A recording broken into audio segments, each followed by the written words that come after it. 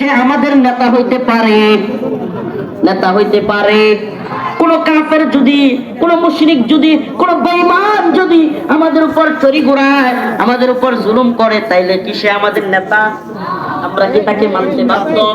আল্লাহ বলেন, ক্বালা লা ইয়ানালু আবদিজ জালিমিন, জালেম সম্প্রদায় মুমিনদের নেতা হইতে পারে না। আমাদের নেতা হবে মুসলমানদের, মুমিনদের নেতা হবে মুমিন। মুমিনদের নেতা ইনসাফগার হবে, ন্যায়পরায়ণ হবে, ইনসাফগার শাসক হবে। মুমিনদের নেতা জালেম হইতে পারে না, কাফের হইতে পারে না, মুরতাদ হইতে পারে না। আল্লাহ পাক আমাদের বুঝার তৌফিক দান করুন। তো নামাজ পড়বো তো, হ্যাঁ নাকি এই যে সারাদিন বিরাট বড় জলসা জলসা জলসা করব আর নামাজ ছেড়ে দিব, ঠিক কিনা? হ্যাঁ, বড় বড় জলসা করব আর নামাজ ছেড়ে দিব। আল্লাহ পাক আমাদেরকে ক্ষমা করুক, বলেন আমিন। ইয়া আইয়ুহাল্লাযীনা আমানু ইসতাঈনু বিস-সাবরি ওয়াস-সালাহ। ইসতাঈনু, তোমরা চাও আল্লাহর কাছে, বিস-সাবরি ওয়াস-সালাহ। কিসের মাধ্যমে? নামাজ এবং সবরের মাধ্যমে। সুবহানাল্লাহ। রাসূলুল্লাহ সাল্লাল্লাহু আলাইহি সাল্লাম যখন কোনো বিপদে পড়তেন, হাদিসে আসছে মুসিবতে পড়তেন, তিনি 2 রাকাত নামাজ পড়তেন। কি করতেন? নামাজ পড়ে আল্লাহর কাছে চাইতেন, সুবহানাল্লাহি ওয়া বিহামদিহি, আল্লাহ পাক দিয়ে দিতেন। আমি আমার কারগুজারি শোনাই। কারাগার থেকে বের হওয়ার দিন এমন অবস্থা হয়েছে, 7টা ক্লিয়ারেন্স লাগে, 7 গোয়েন্দা সংস্থার ক্লিয়ারেন্স। কি করব? মামলার জামিন হইছে, সব হইছে, কারাগারে কাগজও চলে গেছে, কিন্তু বের হইতে দিবে না। 7টা গোয়েন্দা সংস্থার ক্লিয়ারেন্স লাগবে। আমার মাথায় পেরেশান, হয়রান, আয় হায় কি জানি হয়।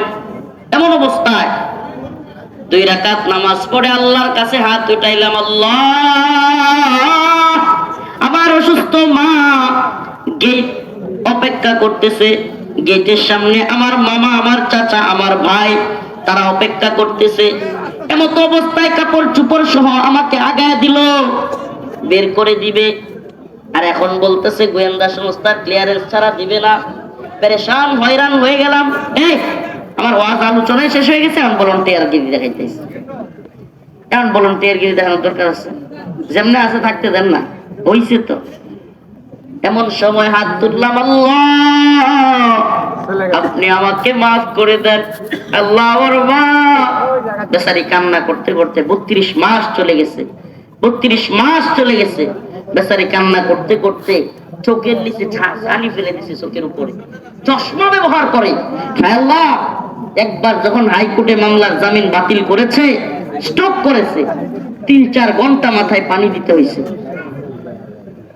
আবার যদি, আরে আস্তে রে বাবা আস্তে, আবার যদি এই অবস্থা তৈরি হয়, আমার আম্মার না জানি কি অবস্থা হবে। এই চিন্তা, এই পেরেশানিতে আল্লাহর কাছে আব্দুল্লাহ, আল্লাহ আপনি সব ক্লিয়ারেন্সের ব্যবস্থা করে দেন। সুবহানাল্লাহ। দোয়াটা শেষ করছি, পিছন থেকে কারারক্ষী ডাক দিয়ে কয়, হুজুর চলে আসেন, আপনার ক্লিয়ারেন্স হয়ে গেছে। আল্লাহি, একেবারে কোট করলাম, একটুও বাড়ায় না, কোট করলাম। নামাজটা শেষ করে, দোয়াটা শেষ করার সাথে সাথে পিছন থেকে কারারক্ষী ডাক দিল, হুজুর আপনার ক্লিয়ারেন্স হয়ে গেছে, চলে আসেন। বের হয়ে গেলাম। সুবহানাল্লাহ। মনে মনে বিশ্বাস রাখছিলাম আল্লাহর উপর। অনেকে কারাগারে আমাকে বলতো, হুজুর আপনারা যা করছেন আর যা বলছেন, হাসিনা বাচ্চা থাকতে পারি পারবেন না। আমার তো আমি বলতাম যে শুনেন, আল্লাহ পাক যদি স্বাভাবিক হায়াত দেয়, যদি স্বাভাবিকভাবে মানুষের যে হায়াত আল্লাহ দেয় 60-65 বছর, এটাও দেয়, হাসিনা তো একদিন মরবো, বললে তো বাড়ি তার ইনশাআল্লাহ।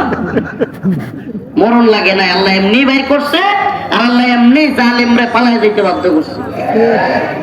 তো মানুষ আমরা চিন্তা করে কোনো কিছু পারবো না, চিন্তা করে বুঝবো না কেমনে কি হবে, কিন্তু আল্লাহ জানে। আল্লাহর কাছে কোন ক্ষমতাসীন, আরে আল্লাহ করোনা দিছে, পৃথিবীর সব ক্ষমতাসীনটা ঘর থেকেই বের হয় না। আপনি করোনার সময় পৃথিবীতে কোনো যুদ্ধ দেখছেন? যুদ্ধের কথা শুনছেন? যুদ্ধ করবো কেমনে, কোনোটাই তো গ্লাস থেকে বাইরে না। আর আল্লাহ কি কুদরত, যেই বড় লোকগুলো এসি রুমে গ্লাস থেকে বেরোয় না, এদেরই করোনা দোষ থাকে। সুবহানাল্লাহ। আল্লাহ পাক সব পারে। কে পারে? সুবহানাল্লাহ। নামাজ পড়বো তো ইনশাআল্লাহ। আজকের আলোচনা শাহাদাতের তামান্না, শহীদের মর্যাদা।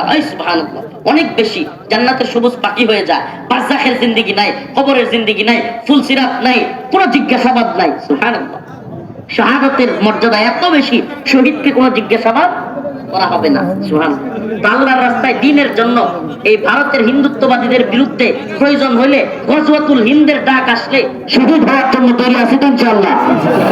লিল্লাহি তাকবীর।